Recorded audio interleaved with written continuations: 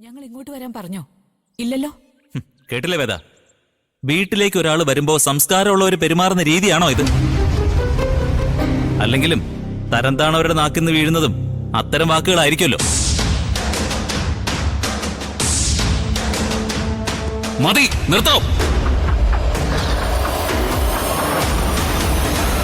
എത്രത്തോളം പറയൂന്ന് നോക്കി കേട്ട് കിടക്കായിരുന്നു.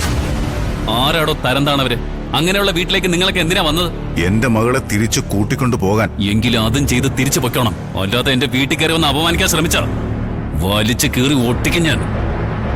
വിക്രം, നീ അങ്ങ് മാറി നിൽക്ക്. ഇവർ സംസാരിക്കാൻ വന്നത് എന്നോടാണ്. അവരോട് ഞാൻ മറുപടി പറഞ്ഞോളാം. വേറെ ആരും എന്റെ കയറി വരണ്ട. അടിയും തല്ലും സുധാകരൻ മാഷിന്റെ വീട്ടുമുറ്റത്തും തുടങ്ങിയെന്ന് പേര് കേൾപ്പിക്കാൻ വയ്യ.